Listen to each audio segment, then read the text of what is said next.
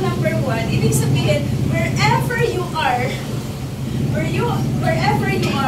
you are number one. If I'm in Peru, Peru is number one. If you are in Mexico, Mexico is number one because you are there. So wherever you are, because one market lang po tayo. So huwag kayo number 7 nga lang eh, di ba? Val? Number 1 sa uulitin. Number 1 more time, number 1. Di ba? Hindi nila naintindihan kaya nung sinasabi nilang 1 more time, uulitin, hindi nila naintindihan kung ano meron tayo. Wherever we are number 1. Yes! Because we are in one company, one world, one market. That is why you are the most important person in this room or this planet. Ikaw yung pinaka-importante. So kung saan ka, you are number 1. Gets me? Yes. Naintindihan. Kahit hindi pa kayo crown ambassador, it doesn't matter if you're crown ambassador or not, you are number 1. Okay? So, naintindihan niyo na yung DXN number 1. Kahit sasabihin yung Letix number 1, wala akong makialam, tayo lahat number 1. Okay? So, yun. Masarap ba sa feeling? Yes. Nag-uumpisa ka dito sa DXN, tapos number 1 ka na kaagad.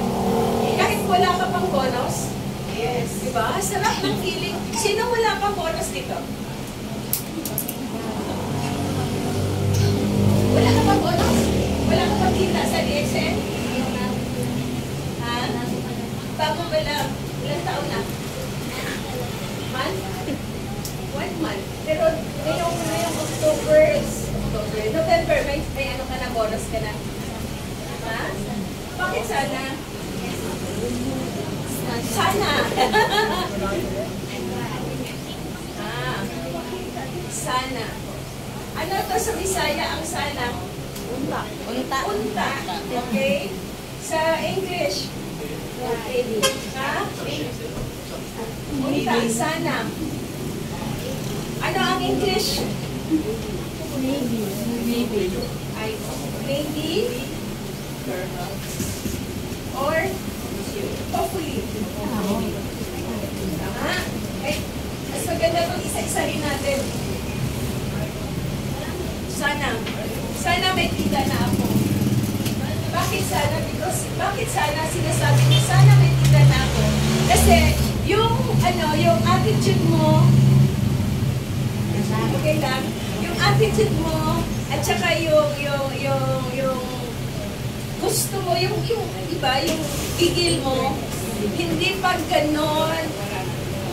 ganon kalakas. Ibig sabihin, hindi ka pa, pag sasabihin mo sana, you are not convinced with what you are doing.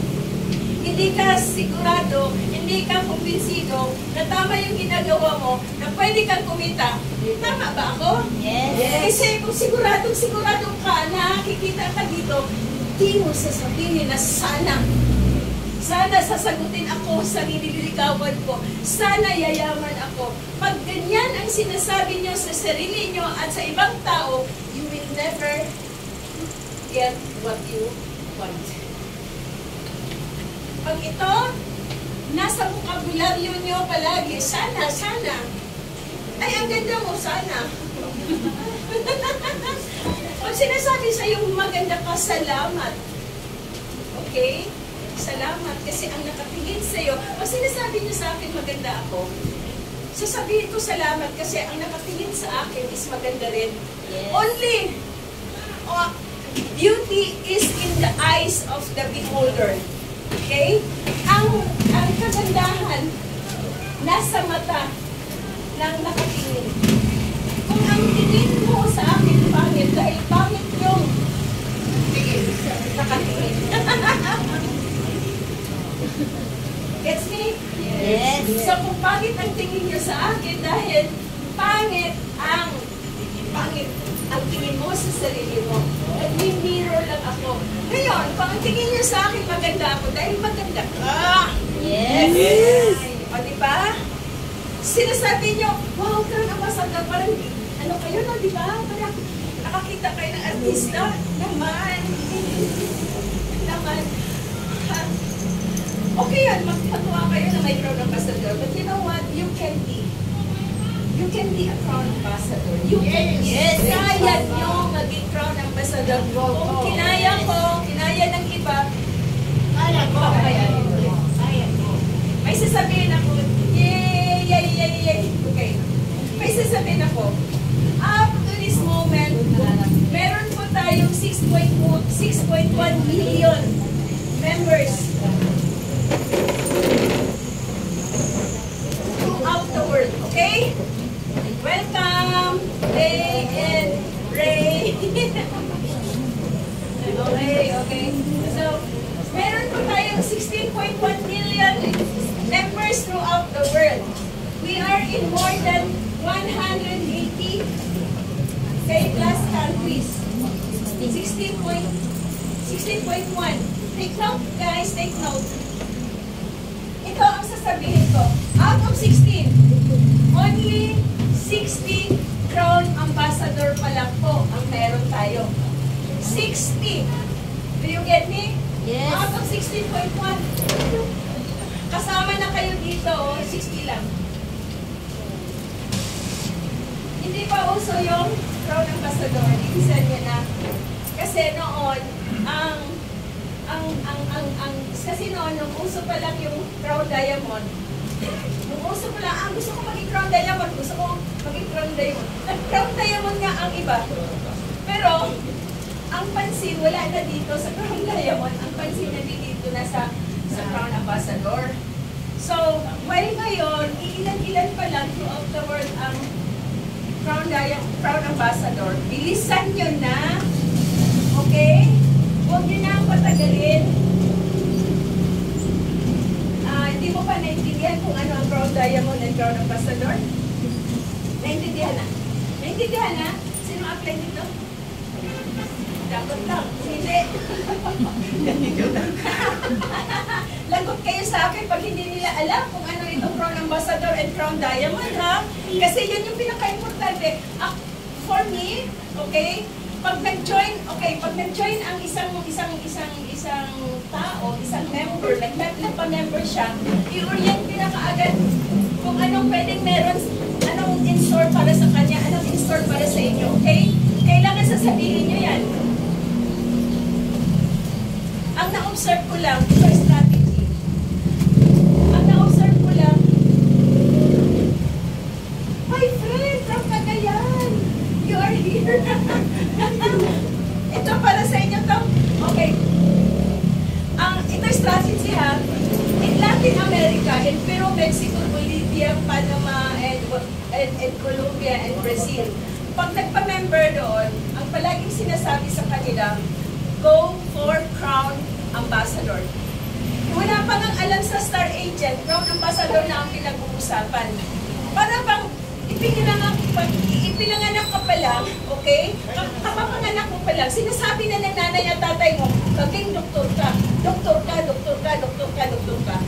Ngayon pa lang, magpa-member kayo, sasabihin mo na sa yung bagong member, okay? Crown ambassador ka, kahit hindi ka pa mismo crown ambassador. Do you get me? Yun yung itanim nyo sa isip nila. Kasi kung sasabihin mo, mag-star agent ka muna, ganon, mag-grade 1 ka muna, mag-high school ka muna, ang tagal nun. Eh, tignan mo, in other countries, ito na lang, hindi nyo nakilala si Myanmar. Si Myanmar, yun yung isa sa mga paborito ko na foreign member na crown ambassador. It took them 3.6, 3.5 years. 3.5 years na maging crown ambassador. Okay? 3.5 years. Ilang taon na kayo dito? Sino yung 4 years na? 4 years na ba?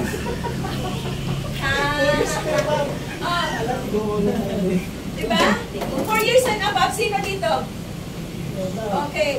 Any story ni Myanmar Congo, sila yung naghahanap na medyo naabutan sila ng pandemic. Okay? Sila yung naghanap kung sino gustong apply nila. Wala silang kakilala na DXN member, wala. Nag-ano lang sila, pumunta lang sila sa website. Meron doon list of Crown Ambassadors. Oo. Naghahanap sila, ang number 1 doon si Budiman. Nasa Myanmar sila, Indonesia, gano'n. Tapos talagang pinagpilian nila, isa-isa, kasama na yata ako doon eh. Tapos isa-isa. Tapos napili nila si Budiman. Nung time na pinili nila si Budiman that time, nasa Iceland. Nagbakasyon. Grande. Okay? Nagbakasyon grande si Budiman. Tinawagan nila, hindi sumagot. Tinawagan ulit, hindi sumagot. So many times for about 1 week. After 1 week, yung husband, sabi niya, hindi ka pa sinagot. Pag tayo, hindi tayo sinagot. Ayaw na natin, di ba? Hindi pa natin kilala. Pero hindi sila nag-quit. Hindi sila nag-quit. Okay? So, yung asawa, yung husband, sabi niya, ako lang ang tatawag. By that time, nakarating na si Budiman sa Indonesia, nung time na yon. So, sinagot. And then, yun na yung umpisa. And then, kumukuha sila ng, in Myanmar kasi, ito yung kagandahan ng Myanmar. Ito yung kagandahan, okay? Anong kagandahan ng Myanmar? Bawal ang networking. Bawal yung ganito, nag-ano tayo, yung 10 or more, talagang pinupuntahan niya ng pulis at pinadakip. Bawal kumpul, bawal yun. Bawal yung magbenta. Bawal, okay? Bawal ang networking. Nag-crown ambassador sila, minsan hindi nakarating si Budiman doon. Minsan walang nag-product presentation sa kanila from other countries or from Malaysia. Minsan si Dr. Lim wala. Minsan kahit staff wala. Sila lang ang pumunta sa Malaysia, balik Myanmar, kumukuha ng produkto, balik Myanmar. Naging crown ambassador. During the... Kaya huwag niyong sabihin ang hirap mag-crown ambassador. Kasi walang produkto doon. Ewan ko paano ginagawa nila. Hindi ko na inalam. Basta alam ko, wala silang support from upline, especially Budiman. Nagkikita lang sila ni Budiman at saka si Myanmar noong Crown Ambassador Summit namin. And then dahil upline din natin si Budiman at palagi kami nag-uusap nila Budiman, yung Philippine group, tapos sila lang mag-isa sa Myanmar. Feeling niya, kapatid namin siya, so nung mga lapit sa amin, di ba, feeling close kami. So yun, darating din siya siguro, kung hindi December next year. Pero nakabook na siya. Nakabook na sila. Tabayanan nyo para at tapos i-prepare nyo yung sarili nyo na huwag mahiya. Kasi kahit saan, meron tayong produkto. Pero kahit maganda na ang service center, nagre-reklamo pa rin kayo. Wala kayong karapatan magreklamo. Ako lang. Pagpasok ko pa lang, magkakaintindihan kaya tayo dito. Mal, ang ingay. O, diba? Nagreklamo ka agad ako, magkakaintindihan tayo. Ngayon, naghahanap ako ng mic. May mic kayo. Diba? Kasi para ma-overwhelm natin yung ingay sa labas, mic ang, diba? Wala. So aalis ako. Hindi. Sa kanina na lang, lakasan ko na lang ang boses. Okay. So, problema niyo pa ba mag-crown ambassador? Hindi ha, wala kayong karapatan. Wala kayong karapatan na sabihin na naubusan ng produkto. Kahit si DXN naubusan ng produkto, no? Minsan nawala yung Lion's Mane, minsan nawala ang spirulina, minsan nawala ang black coffee, minsan kung ano-ano pang nawawala, nauubusan. Ang sa amin, ang tingin ko, pag nauubusan si head office, it's a happy problem. It's a happy problem. Malakas siya. Yes. Pag nauubusan. Bakit ba? Ako negosyante ako yun yung sa amin nung nag-umpisa kami 23 years ago, almost 24 years ago, kasi mag 24 years na kami dito sa DXN. Ang order ko is 2.7 million worth of coffee. Ang darating sa amin, chicken, magagalit ka? Magagalit ka o mag-complain ka? Hindi. Natutuwa ako kasi, wow, ang galing. Ang galing, nagkakaubusan. So, kailangan ko lang ng malaking kapital para kung halimbawa meron kang 100,000, may 100,000 ka, may 500,000 ka, ako 2.7 million. Pag dumating ang produkto, mas malaki ang share ko. Kaya lang ang